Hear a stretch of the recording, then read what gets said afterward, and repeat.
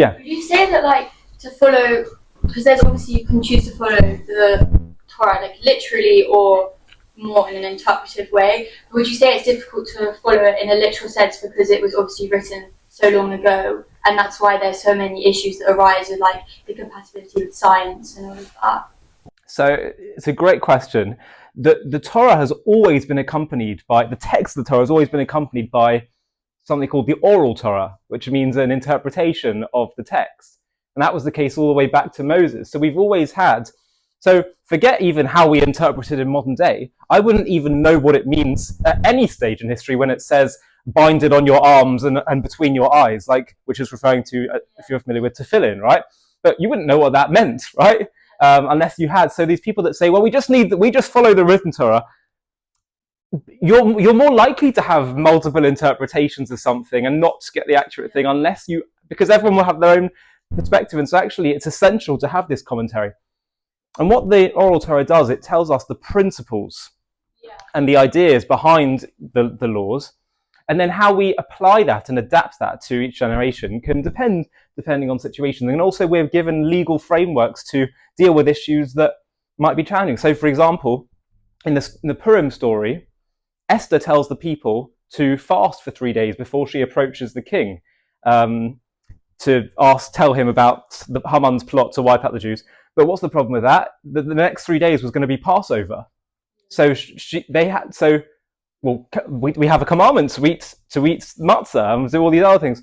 And she's saying fast. So Jewish law will tell you through the oral Torah, we learn that actually in times of national crisis, you actually can, supersede certain things. So that's important. From the particular perspective of science, I think we spoke about that. Was it here? Maybe it was somewhere else. But broadly speaking, in terms of the question of God, I see there's no contradiction between what science tells us and the notion of God.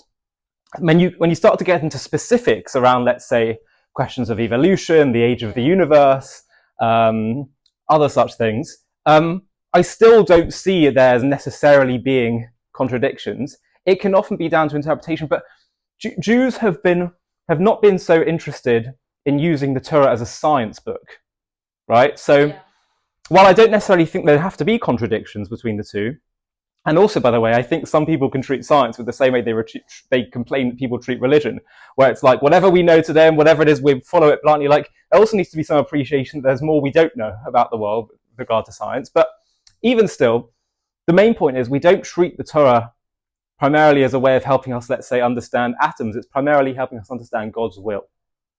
And so I just think sometimes the emphasis is missed a little bit there when people try and say, and Jews have been big players in the world of science, whether they're secular or religious.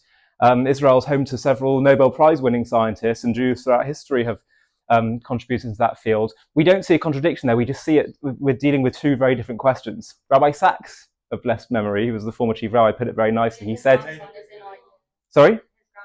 Oh, wow. There you go. Where is it? Okay, fair enough. But the point is, he said,